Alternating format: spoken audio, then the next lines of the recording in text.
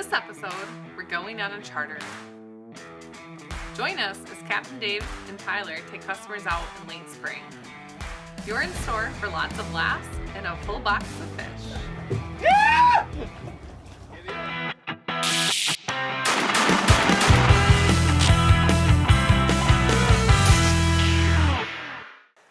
Hi folks, I'm Hunter Ringel. Welcome to the show.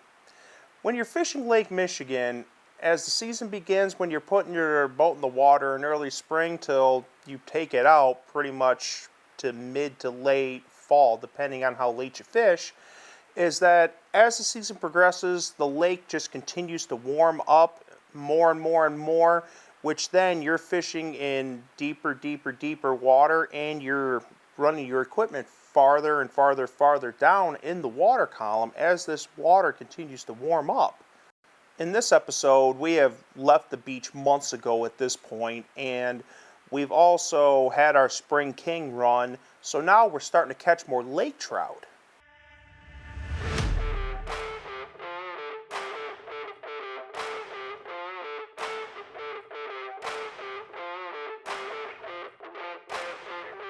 To target the lake trout, we've got our K&N Optimums on bottom while pulling Spin Doctors and spinning glows. Meanwhile, the rest of the spread is looking for what we call silverfish, which is anything other than a lake trout.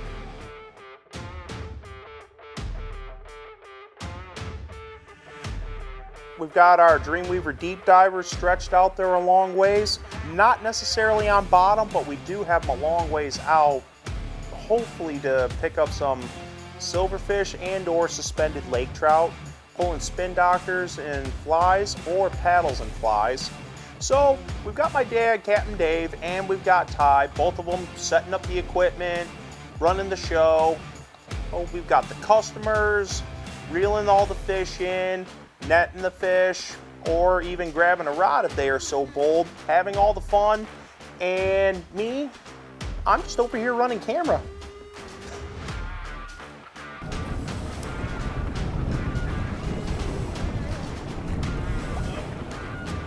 He's tripped. He's using the light on my camera to charge it. That's a first.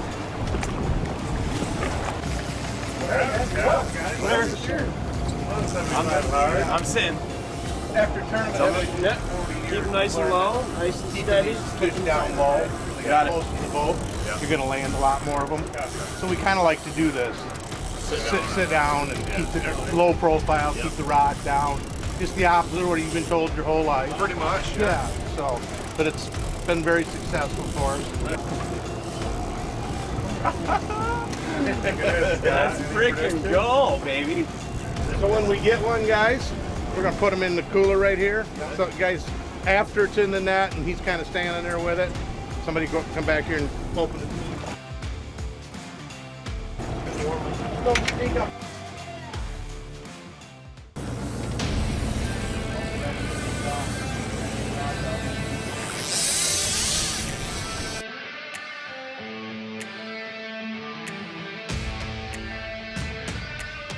Pick up that down there. Pick it up for you. Yep, pick it up for you. Turn it over, turn it over. Yeah. Your hand above the reel. Hand above the reel. There you go.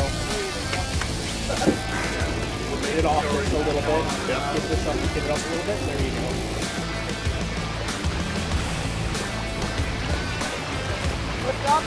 Lift your rod tip up. Good.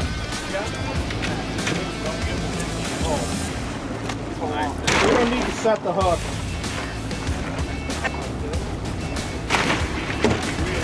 Just like this. Come here. Do you want me to massage your shoulders? It might be a minute. Double. Yep. Double. There you go, guys. Let's go. 7 o'clock rush. Here they come. Raise ya. Let's up. Woo!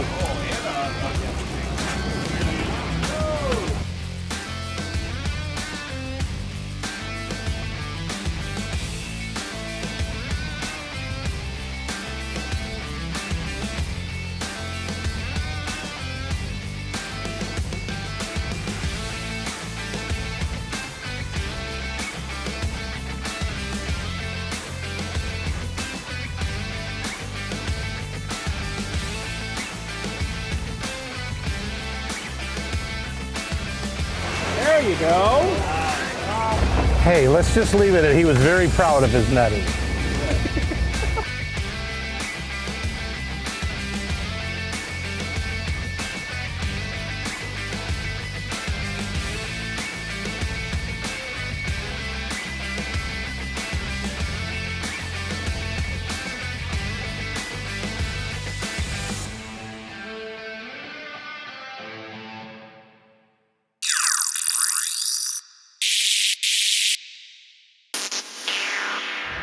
So I've got all this information right here on my rigger that the water depth is actually 106 feet, the temperature and the speed the boat's going all the time.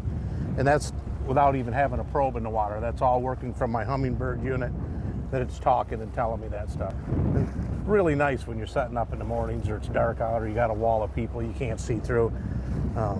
Probably one of the greatest things that's happened in recent years with downriggers, along with this having the slow start, slow stop, that you can just feather it down.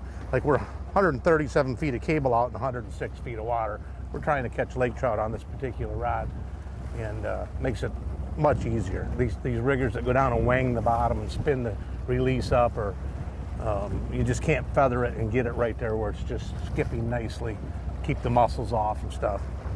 So this is really, I just went on a boat a couple days ago and forgot how nice we've got it with these riggers.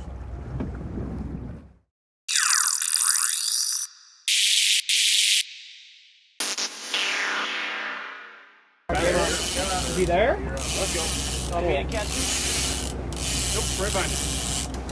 So we kind of like to do whoever's gonna, if you get it, just reel it in.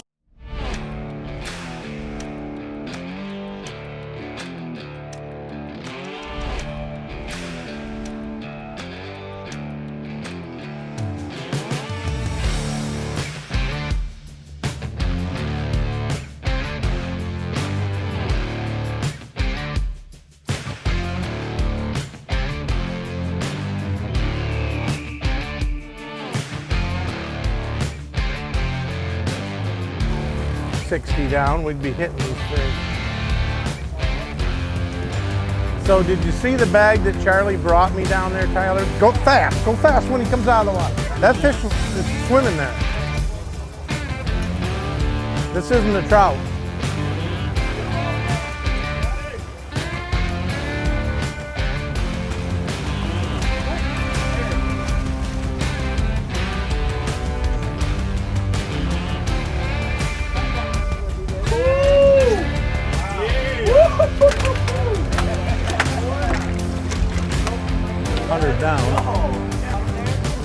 About 100 down on the line counter. I don't know. About 100 down on the line counter of the Cannon Optional. He was about 15, 20 feet off bottom. And he did not like that. All this stuff that we're using, this gear, even though we catch lake trout, I'm giving stuff, it's all imitating bait fish. It's just to look like mostly alewife or gobies or lake chubs or whatever we're fishing around. He just thought that was an alewife on its way down to, they're down there feeding.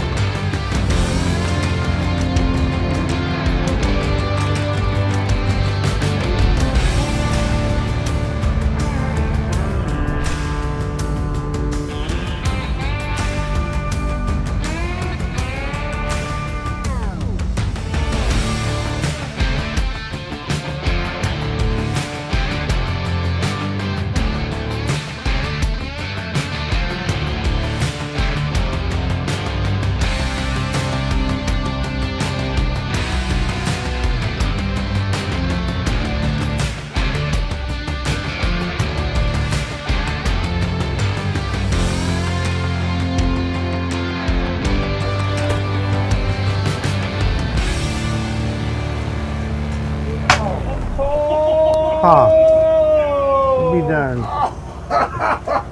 Oh, you got that on video too. What did I do wrong, Dave? You didn't get it. Not asking you. Oh, that's awesome. Amateur hour? Yeah, it is. As you can see, we don't catch them all, folks, but we do catch a lot of them, and we have a lot of fun while doing it.